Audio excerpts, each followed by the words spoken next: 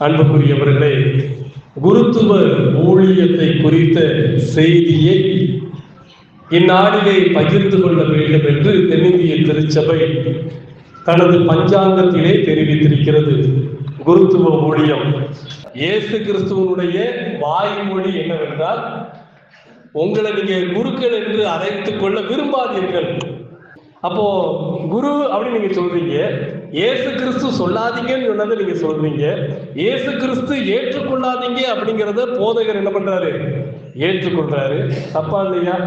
திருமறை அடிப்படையில தப்பு, சரியா? ரைட். இயேசு கிறிஸ்து காலத்தில் இருந்த குருக்களுடைய அம்சங்கள் வேற. இப்பொழுது நீங்கள் குருவானவர் என்று சொல்லுகிறவருடைய அம்சங்கள், பணிகள் என்பது வேற. இந்த குருத்துவ ஊழியம் எப்படிப்பட்டது? திருமறையில 3 பகுதி வாசிக்க கேட்டீங்க. 132வது சங்கீதம் இந்த நாளில் ஒரு சிறப்பு அடிஷனலாக கொடுக்கப்பட்டிருக்கிறது. இவைகள்ல இருந்து இந்த குருத்துவ ஊழியம் எப்படிப்பட்டது அப்படிங்கிறத நம்ம பார்க்க போறோம். ஊழியத்திற்கான அடித்தளமே இறைவனுடைய அழைப்பு தான். இறைவனுடைய அழைப்பின்றி இந்த ஊழியத்திலே நம்மால் நிச்சயமாக இணைந்து கொள்ள முடியாது. யாரோனை போல அழைக்கப்பட்டாலொழிய யார் ஒருவனும் இந்த பரிசுத்தமான ஊழியத்திற்கு வர தகுதியற்றவனாய் இருக்கின்றான். ஊழியத்தினுடைய ஆதாரம், நான் ஊழியக்காரன் என்று சொன்னால், நான் ஒரு குருவானவர் என்று சொன்னால், அடிப்படையில் தேவ அழைப்பு என்பது எனக்கு இருக்கிறது. தேவனுடைய திட்டத்தின்படி இந்த ஊழியத்திற்கு நான் வந்திருக்கிறேன் என்பதை நான் உணர வேண்டும். இந்த எரேமியாவை குறித்து ஆண்டவர் பேசும்போது இன்னும் அழகாகவே சொல்றார், நீ கர்ப்பத்திலே உருவரும் முன்னே நான் உன்னை அறிந்தேன்.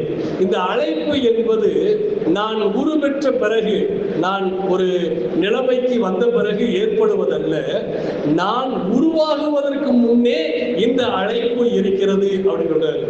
கர்ப்பத்திலே உன்னை தெரிந்து கொண்டேன் என்று ஏசாயாவை சொன்னவர் எரேமியாவை பார்த்து சொல்லும் போது, நீ கர்ப்பத்திலே பிறப்பதற்கு முன்னமே தெரிந்து கொண்டேன். எப்படி ஒருவன் உருவாகுவதற்கு முன்னமே தெரிந்து கொள்ள முடியும்? இறைவன் ஆதியும் அந்தமும் இல்லாதவர். உருவாகிறதுக்கு முன்னே தெரிந்து கொண்டேன் சொல்றாரு. எந்த திருப்பணிக்கென்று நான் உன்னை தெரிந்து கொண்டேன் என்பதையும் ஆண்டவர் என்ன சொல்றாரு, நீ இந்த பொறுப்புக்கு, இந்த பணிகளுக்கென்று நான் உன்னை தெரிந்து கொண்டேன் என்று இறைவன் சொல்லுகிறார். உடனே இந்த எரேமியா சொல்றாரு, நான் ஒரு சிறு பிள்ளை, எனக்கு நீங்க சொல்றது ஒண்ணும் புரியலை, நான் எப்படி இந்த காரியத்தை செய்ய முடியும்? நான் ஒரு சிறு பிள்ளையாக இருக்கிறேன். பைபிள்ல சின்ன பிள்ளை அப்படின்னு போட்டிருக்குது அப்படின்னு சொன்னோடனே நீங்க ரொம்ப ஏதோ 3 வயசு 4 வயசு 10 வயசு குழந்தை நினைச்சிடக்கூடாது, சரிங்களா? சிறு பிள்ளை அப்படிங்கிறது தன்னை தாழ்த்தி சொல்லுகின்ற ஒரு வார்த்தை தான்.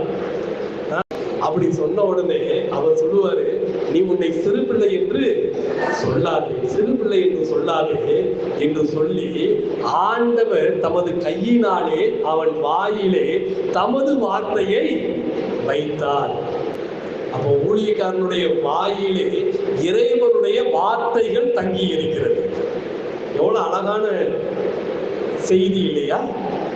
எவ்வளவு அற்புதமான ஒரு செய்தி. ஊழியக்காரர்கள், அப்போ எவரை நீங்கள் ஊழியக்காரர் என்று சொல்ல முடியும்? இறைவனுடைய வார்த்தைகள் எவரது வாயிலே தங்கி இருக்கிறதோ அவர்களைத்தான் நீங்கள் ஊழியக்காரர்கள் என்று சொல்ல முடியும். எரேமியாவை பார்த்து சொல்றாரு, உன் உதடுகளில் என் வார்த்தைகள் தங்கி இருக்கின்றது. உதடுகளில் இறைவனின் வார்த்தை. நீங்களும் கேட்கலாம், பார்த்துக்கோங்க. ஆண்டவரே, என்னுடைய உதடுகள் உமது வார்த்தைகள் தங்கும் இடமாக மாறட்டும். கேளுங்க.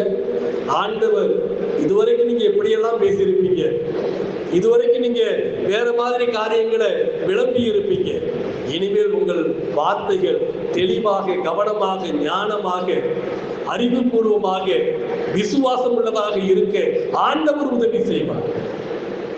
உதடுகளை காக்கிறவன் ஜீவனை காக்கிறான். பைபிள்ல போட்டிருக்குது, உதடுகளை காக்கிறவன் ஜீவனை காக்கிறவன், நாவை அடக்குகிறவன் அவன் ஒரு பெரிய ஆளுமை உள்ளவன் அப்படின்னு திருமறை சொல்லுகின்றது.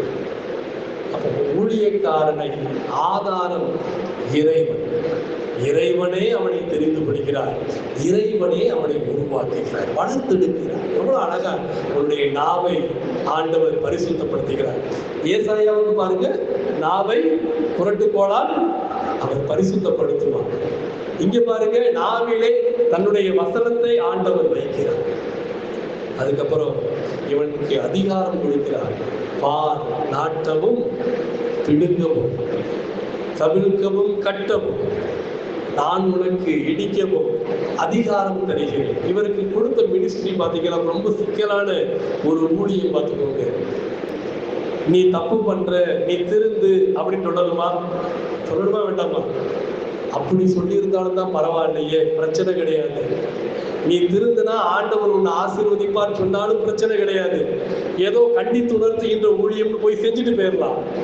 ஆனா இவருக்கு என்ன தெரியுமா ஊழியம்? நீ பாபிலோனுக்கு சிறைப்பட்டு போட்டு தன் சொந்த மக்களை சிறை இருப்புக்கு நேராக வழி நடத்தி செல்ல வேண்டும். ஒரு ஊழியக்காரன் சொல்லலாமாங்க? எவ்வளவு கஷ்டமான ஊழியம் பார்த்துக்கோங்க. ஒரு ஊழியக்காரன் இதை செய்வதற்கு ரொம்ப சிரமம். இருதலை கொல்லி எறும்புன்னு சொல்லுவாங்க இல்லையா, அது மாதிரி மனுஷங்களையும் பகைக்க வேண்டியிருக்கும்.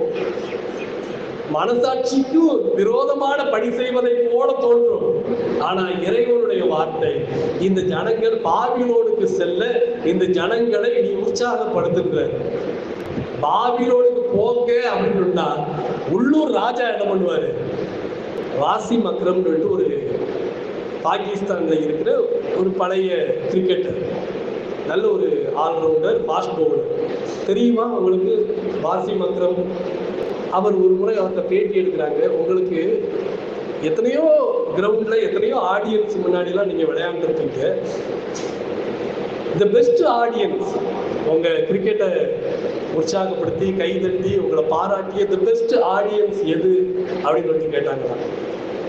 சென்னை கிரவுண்டு தான் எங்களுக்கு ரொம்ப பிடிக்கும் அப்படின்னாரா. சென்னை மக்கள் தான் எனக்கு ரொம்ப பிடிக்கும். நாங்கள் வெற்றி பெற்றாலும் கொண்டாடக்கூடியவர்கள் சென்னையில் மட்டும்தான் இருக்கிறார்கள். இந்தியாவில் வேற எந்த மாநிலத்திலும் நாங்கள் வெற்றி பெறுவதை விரும்ப மாட்டார்கள்.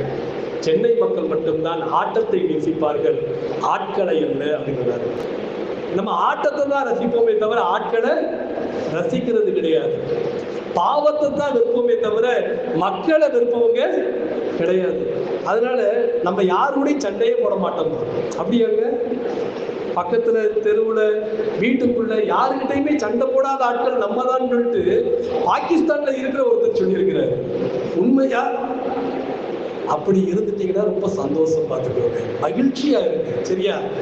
அவர் சொல்றாரு, பெருந்தன்மையா சொன்னாரு. பார்த்துக்கோங்க, இங்க இவருக்கு பாருங்க, சொந்த நாட்டை நேசிக்க வேண்டும், பேட்ரியாட்டிசம் அப்படின்னு சொல்லிட்டு இந்த உலகமே பேசிக்கிட்டு இருக்கும் போது அவர் சொல்றாரு, இந்த நாட்டை பாபிலோனுக்கு அடிமையாக அனுப்பிவிடு, அவர்களை உற்சாகப்படுத்து, இந்த மிஷன் பண்ணு அப்படின்ற. இவருக்கு பயம், மனசுக்குள்ள கலக்கம். எப்படிங்க இதை போய் மக்கள்கிட்ட சொல்றது? சொன்னா மக்கள் நம்மளை ஊழியக்காரன் ஏத்துக்கிடுவானா? சொல்லுங்க. ஊழியக்காரன் நீ அடிமையா போ அப்படின்னு சொன்னா, என்னப்பா ஊழியக்காரன் நீ? ஜோவனி தலையில கைய வச்சு உனக்கு விடுதலை உண்டாக ஜெபிக்கிறேன், ரட்சிப்பு உண்டாகட்டும் சொன்னா நீ ஊழியக்காரன். அடிமைத்தனத்துக்கு நேராக போனா என்ன ஊழியக்காரன்? இவருக்கு நடுக்கும். இதுக்கு தான் ஆண்டவர், நான் உனக்கு அதிகாரம் தரேன், நான் உன் கூட இருக்கிறேன், உன்னை காக்கும்படி நான் உன்னோடு கூட இருக்கிறேன். இந்த வார்த்தையை சொன்னா உன்னை அடிக்க வருவாங்க, இந்த வார்த்தையை சொன்னா உன் மேல கல்லெறிவாங்க, இந்த வார்த்தையை சொன்னா உன்னை யாரும் ஏற்றுக்கொள்ள மாட்டாங்க, புறந்தள்ளுவாங்க. அப்படிப்பட்ட ஜனங்கள் மத்தியில நான் உன்னை கைவிட்டு விட மாட்டேன். இந்த ஊழியத்தை நீ போய் செய்ய போற, இந்த ஊழியத்துக்கு இந்த உலக அங்கீகாரம் கிடைக்காது, இந்த உலகம் இந்த ஊழியத்தை மதிக்காது, நீ செய்ய போகிற ஊழியத்தை இந்த உலகம் ஏற்றுக்கொள்ளாது, புறந்தள்ளும். இவைகளின் மத்தியிலும் இந்த ஊழியத்தை நீ விடாம செஞ்சினா நான் உன் கூட இருக்கிறேன். இருதலை கொள்ளி எறும்பு போலதான் இருக்கும், ஆனால் இறைவன் சொல்லுகிறார், நான் இருக்கிறேன், தைரியமாக செல். சில நேரங்களில் முடிவெடுப்பதிலே குழப்பங்கள் இருக்கும். இதுவா அதுவா? இது உலக பிரகாரமான அங்கீகாரம் பெறாதே. ஆண்டவர் சொல்லுகிறார், நான் உன்னோடு கூட இருக்கிறேன், உன்னை காக்கும்படி நான் உன்னோடு கூட இருக்கிறேன், தைரியமாக செல். அன்புக்குரியவர்களே, உலகம் எப்படி வேண்டாமானாலும் எடுத்துக்கொள்ளட்டும், உலகம் புரிந்து கொள்வதை போலவே புரிந்து கொள்ளட்டும், ஆனால் இறைவன் உங்களுக்கு என்று வைத்திருக்கின்ற திட்டம் ஒன்று. எனவே எது வழி என்று நீங்கள் குழம்பிக் கொண்டிருக்கிறார்கள். தேவன் காட்டுகின்ற பாதையிலே உறுதியாய் செல்லுங்கள். குருத்துவ ஊழியத்துல ஆதாரம் இறைவன் என்பதை நீங்கள் உணர்ந்து கொள்ள அழைக்கப்படுகிறீர்கள். இரண்டாவது, குருத்துவ ஊழியத்தினுடைய இலக்கணம், இந்த கிராமர். ஊழியத்திற்கு ஒரு இலக்கணம் இருக்கிறது. அதைத்தான் நான் உங்களுக்கு சொல்ல போகிறேன். ஊழியத்தின் இலக்கணம் என்ன? ஆண்டவர் சொல்லும் போது, புறஜாதியார் உங்களை இருமாப்பாய் ஆளுகிறார்கள். புறஜாதியார் உங்களை இருமாப்பாய் ஆளுகிறார்கள். பேதுரு சொல்லும் போது சொல்லுகிறார், நீங்கள் இருமாப்பாய் அல்ல, மனத்தாழ்மையாய் பணி செய்யுங்கள். இருமாப்பாய். அப்போ ஊழியத்தின் இலக்கணம் இருமாப்பு அல்ல, தாழ்மை. பைபிள்ல இந்த வார்த்தை எப்படி சொல்லப்படுகிறா? இருமாப்பாய் ஆளுகிற ஆளுகை ஒரு விதம். இருமாப்பு வந்துவிட்டால் நம்ம ரூலரா மாறிடுவோம். இருமாப்புனா ஈகோயிஸ்டிக்,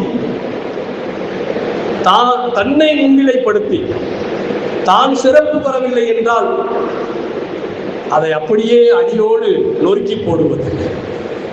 தான் முன்னிறுத்தப்படாவிட்டால் அந்த நிலைமையே உடைத்து போடுவது. இருமாப்பாய் ஆளுவது. தாழ்மையாய் ஊழியம் செய்வது. தாழ்மை என்று வந்துவிட்டால் அது எப்படி மாறுகிறது? ஊழியம் என்று மாறிவிடுகிறது. இருமாப்பு என்று வந்துவிட்டால் ஆளுகையாய் மாறுகிறது. சரிங்களா? ஒருத்தர் குருவானவராக இருக்கிறார். இவருக்கு முன்னாடி இந்த 2 சாய்ஸ் இருக்குது.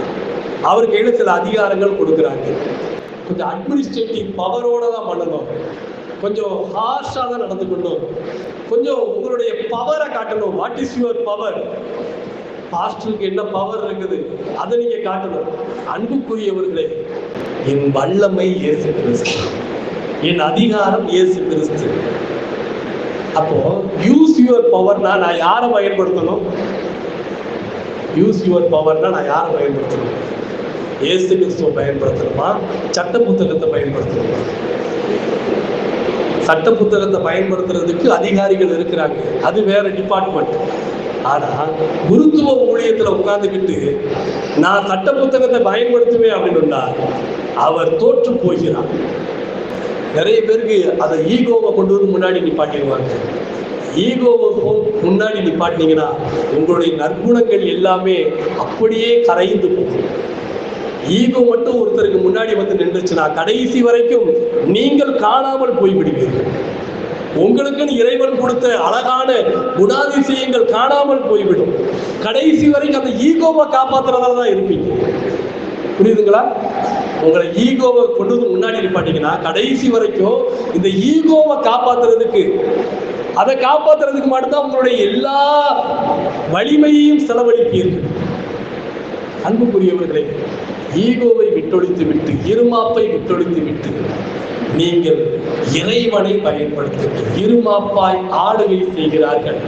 ஆனால் நீங்களோ இருமாப்பாய் ஆளுகை செய்யாமல் ஊழியம் செய்யுங்கள். தாழ்மையோடு ஊழியம் செய்யுங்கள். ஒருவன் தலைவனாய் இருக்க விரும்பினால் அவன் பணிவிடைக்காரனாக மாறக்கடவன். தலைவனாய் இருக்கிறவன் பணிவிடைக்காரனாய் மாற வேண்டும். இதுதான் இறைவன் சொல்லுகிற சத்தியம். அப்போ குருத்துவ ஊழியம் என்பது இருமாப்பின் ஊழியம் அல்ல, அது தாழ்மையின் பணி. இருமாப்பு ஆளுகைக்கு நேராக வழிநடத்தும். தாழ்மை ஊழியம் செய்ய, பணிவிடை செய்ய நம்மை உற்சாகப்படுத்தும். அதுதான் ரொம்ப முக்கியமான ஒரு காரியம். மூன்றாவதாக, இந்த ஊழியத்தினுடைய எல்லை, ஊழியத்தினுடைய இயல்பு எப்படிப்பட்டது? புகழை நோக்கியா அல்லது இறைவனை நோக்கியா? நிறைய பேர் புகழை நோக்கி ஓடிக்கொண்டிருக்கிறார்கள். புகழை நோக்கி, புகழப்பட வேண்டும், மனிதனால் புகழப்பட வேண்டும், மனிதனால் புகழப்பட வேண்டும். இந்த மனிதனால் புகழப்படுவது ரொம்ப ரொம்ப சொற்ப நாட்களுக்கு தான். அதனுடைய ஆயுசு குறைவு. மனுஷன் அவங்களை புகழ்றானா ரொம்ப சந்தோஷப்பட்டாதீங்க. அவன் புகழ்ச்சியின் ஆயுசு குறைவு. அவன் உங்களை உங்கள் முன்பாக புகழுவான், நீங்கள் கடந்து சென்றவுடன் உங்களை இகழுவான். உங்கள் முன்பாக அவன் உங்களை பாராட்டுவான், நீங்கள் சென்ற பிறகு உங்கள் செய்கையை அவன் அதட்டுவான். மனிதனின் புகழ்ச்சிக்கு ஆயுசு நாட்கள் குறையும். அதை நம்பி எதையும் செஞ்சிடாதீங்க, சரியா? தேவனால் புகழப்படுபவனே உத்தமம். அதுதான் நேர்மை, அதுதான் இன்டெகிரிட்டி. தேவனால் புகழப்படணும்னு நினைக்கணும். மனுஷன் புகழுமா நினைச்சீங்கன்னா அந்த புகழ்ச்சியில உங்களுடைய ஆயுசு நாட்கள் அந்த புகழ்ச்சிக்கு ஆயுசு நாட்கள் குறையும். அதை நம்பி போயிடாதீங்க. இயேசு கிறிஸ்து இருக்கிறார். சலோமி அந்த அம்மா இயேசு கிறிஸ்துவுக்கு சொந்தக்காரங்களா இருப்பாங்க, சரிங்களா? ஒரு வகையில மரியாதையுடைய சகோதரியா இருக்க வாய்ப்பு இருக்குது அப்படின்றாங்க. அந்த அம்மா வர்றாங்க. செபதேயு அப்படிங்கிறவருடைய மனைவி அவங்களுக்கு 2 பிள்ளைங்க இருக்கிறாங்க. மூத்தவர் பேரு யாக்கோபு, இளையவர் பெயர் யோவான். செபதேயு, சலோமி இவர்கள் தான் கணவன் மனைவி. இவர்களுக்கு 2 பிள்ளைகள். மூத்தவர் பெயர் யாக்கோபு, இளையவர் பெயர். இயேசுவின் சீடர்கள் 2 யாக்கோபு இருக்கிறார்கள். இவர் மூத்த யாக்கோபு, சரிங்களா? இன்னொருத்தர் சின்ன யாக்கோபு. மார்க்ல எழுதியிருப்பாங்க, நல்லா இருக்கலையே, சின்ன யாக்கோபு. நல்ல வார்த்தை பார்த்துக்கோங்க. இவர் மூத்தவர், பெரிய யாக்கோபுன்னு வச்சுக்கோங்க. இவர் அம்மாவை கூப்பிட்டு வர்றாரு இயேசு கிறிஸ்துட்ட. இயேசு கிறிஸ்து உங்க வீட்டுல இருந்து பேரண்ட்டை கூப்பிட்டு வந்தாதான் உன்னை டிசைபிள் ஊழியத்துல வச்சுக்கிடுவேன், வெளியில போ அப்படின்னு சொல்லிட்டு அனுப்பிட்டாரா? அவனை அனுப்பல இல்லையா? அப்போ இந்த ஸ்கூல்ல டீச்சர்ஸ் பேரண்ட்டை கூப்பிட்டு வாங்கன்னு கூப்பிட்டு வர மாதிரி இல்லை. இந்த பேரண்ட்டே வந்திருக்கிறாங்க வாலண்டியரா. இந்த அம்மா கேட்குறாங்க, இந்த 2 பாரிசத்துல ஒன்று எங்க குடும்பத்துக்கு கொடுங்க, இன்னொன்னு யாராச்சும் வச்சுக்கோங்கன்னு சொன்னா கூட ஏதோ இந்த அம்மா கொஞ்சம் நல்லவங்கன்னு நினைச்சிருக்கலாம்.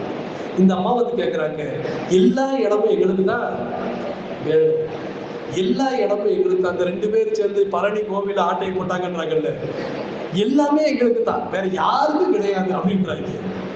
மொத்தமா எங்களுக்கு தான் வேணும் அப்படின்றாங்க. அன்புக்குரியவர்களே, ஆண்டவர் பார்த்தாரு. அப்போ இவங்க புகழை தேடி போறாங்க. இதனுடைய எல்லை எங்க? இயேசுவின் ஊழியர் மகிழ வேண்டும், சந்தோஷப்பட வேண்டும். இவங்க சொல்றாங்க, இவர்கள் மாத்திரம்தான் உம்மோடு கூட இருக்க வேண்டும், இவர்களுக்குத்தான் மகிமை வேண்டும். இன்னைக்கு தலைப்பு என்ன அப்படின்னா, அந்த குருத்துவ ஊழியத்தை குறித்து சொல்லிட்டு அவங்க சொல்லியிருக்கிறாங்க, call to serve not for glory. பணிக்காகவே தவிர சொந்த மகிமைக்காக அல்ல, சொந்த மகிமைக்காக அல்ல.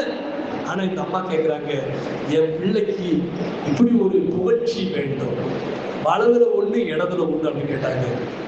இயேசு கிறிஸ்து சொல்லி பார்த்தாரு, எம்மா உங்களுக்கு புரியல, வலது இடத்துல உட்கார்றதெல்லாம் பிதாவாகிய தேவன் தெரிந்தெடுப்பது, நீங்க முந்திக்கிடாதீங்க அப்படின்னு கேட்டாங்க.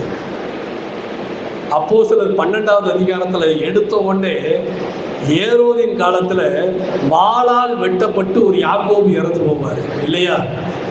யார் அந்த யாக்கோபு தெரியுமா? இந்த யாக்கோபு தான். இவர் தான் கூப்பிட்டு வந்து அம்மா கேட்டாங்க, இவருக்கு கொஞ்சம் ப்ரையாரிட்டி கொடுங்க, இவருக்கு கொஞ்சம் முக்கியத்துவம் கொடுங்க அப்படின்னாரு.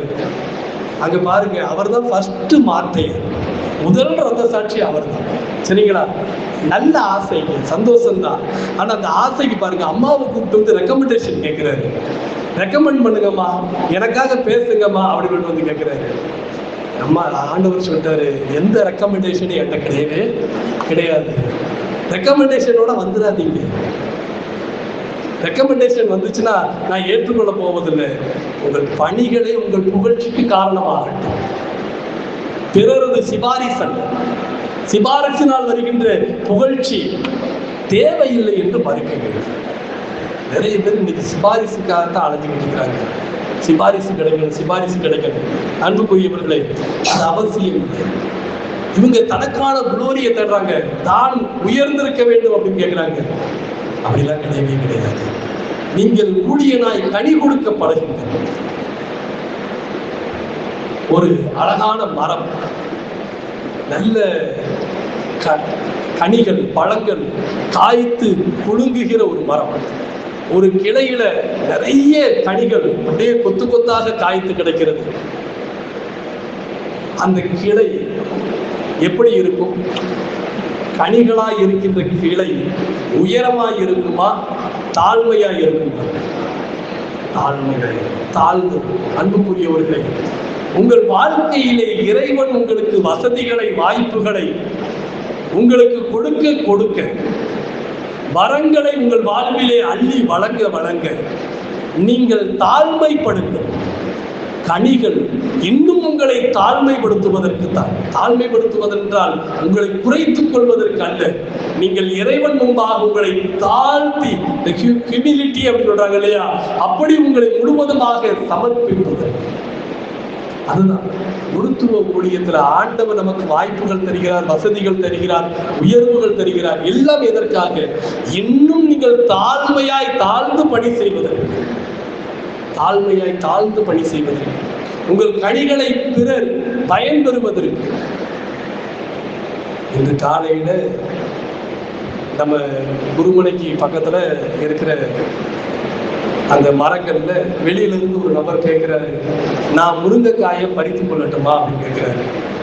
முருங்கைக்காய் உயரத்தில் இருக்கிறது மரத்துல, எப்படி பறிப்பீங்க?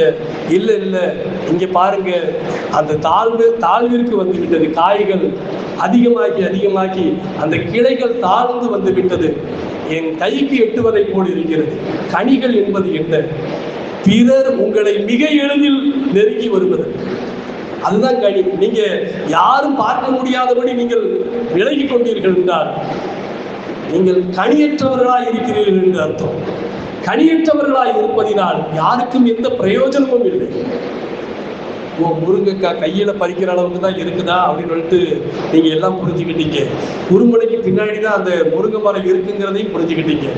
நீங்க யோசித்து பாருங்க, இது நமக்குள்ள எண்ணத்தை உருவாக்குது, ஏதோ ஒன்றை உருவாக்குது இல்லையா? ஆனா ஞாயிற்றுக்கிழமை நம்ம மக்கள் முருங்கைக்காயை நேசிக்கிறவங்க கிடையாது. ஞாயிற்றுக்கிழமை கிறிஸ்தவர்கள் என்னைக்குமே முருங்கைக்காய் பின்னாடி போகவே மாட்டாங்க. ஐயா, நாங்க பொதுவாகவே போறது கிடையாது, சரிங்களா? ஊழியக்காரங்க பொதுவாகவே போறது கிடையாது. பார்த்துக்கோங்க, மக்கள் ஞாயிற்றுக்கிழமை போறது கிடையாது. சரி, நான் உங்களுக்கு சொல்ல விரும்புகிற செய்தி, கனிகள் இருந்தால் நீங்கள் தாழ்மைப்படுவீங்க. அப்படி தாழ்மைப்படும்போது பிறர் உங்களை பயன்படுத்துவதற்கு, பிறர் உங்களின் மூலமாக நன்மை பெறுவதற்கு நீங்கள் வாய்ப்புகளை ஏற்படுத்துகிறீர்கள். ஒரு நபரை குறித்து சொல்லி நான் நிறைவு செய்கின்றேன். ராஜபாளையத்தில் நான் ஊழியர் செய்யும் போது அங்கு ஒரு தலைமை ஆசிரியர், அவரது மனைவி ஒரு டாக்டர், கைனகாலஜிஸ்ட், ரொம்ப ஃபேமஸான குடும்பம். அவங்க FMBB நண்பசி விசேஷ ஜெப ஊழியத்தில் தங்களை இணைத்து கொண்டவர்கள். அந்த ராஜபாளையத்தில் இருக்கும்போது நான் சுகவீனமாக இருந்தேன், கொஞ்சம் எனக்கு ஒரு பிரச்சனை இருந்துச்சு. என்னை அழைத்து கொண்டு மருத்துவமனையாக செல்வார். நான் அந்த திருச்சபையினுடைய போதகர், அந்த திருச்சபையுடைய போதகருடைய கரங்களை பற்றி கொண்டு என்னை எல்லா மருத்துவமனைக்கும் அழைத்து சென்று ஆபரேஷன் பண்ணி, ஆபரேஷன் ஆகி நான் குணமாகி நான் நல்ல நிலைமைக்கு வர்ற வரைக்கும் அவர் என் கூட அவ்வளவு தூரத்துக்கு இருந்து என்னை கவனித்து கொண்டவர். என் கால் தரையிலேயே இல்லாதபடி பார்த்து கொண்டவர் அப்படின்னு தான் நான் சொல்லுவேன். மிகைப்படுத்தி சொல்வதுதான். அவ்வளவு தூரத்துக்கு எனக்காக பயன்பட்டது அவரது வாகனம், எனக்காக ஓடியது அவரது கார். அப்படி ஒரு மனிதர், சரிங்களா? ரொம்ப பெருமையா இருக்கும். அந்த ஊர்ல இன்னொரு ஒரு மனிதர் இருந்தாரு. அவங்களுக்கு கண் பார்வை இல்லை, ரொம்ப ஏழ்மையான குடும்பத்தை சேர்ந்தவங்க. இந்த ஆசிரியர், தலைமை ஆசிரியர், ஓய்வு பெற்ற தலைமை ஆசிரியர் என்ன எப்படி கவனிச்சாரோ அதே மாதிரி அந்த பெண்ணுக்கும் தேவையான எல்லா உதவிகளையும் ஓடி ஓடி போய் செஞ்சார். பொதுவா போதகரை கவனிக்கும் போது எல்லா மக்களும் அதை விரும்புறது தான், ஒரு உதவி செய்கிறத விரும்புவாங்க. அதுல அவங்களுக்கு பெரிய கருத்து வேறுபாடு இருக்காது. ஆனா அதை போலவே இன்னொரு சாதாரண நிலையில் இருக்கிற மனிதரையும் அவர் அப்படியே தான் கொண்டு போவாரு. வேலை, அவங்களுக்கு தேவையான சிகிச்சைக்குரிய எல்லா உதவிகளையும் செய்வாரு, அவங்கள கொண்டு போய் விடுவாரு. நான் ஆச்சரியப்பட்டு போனேன்.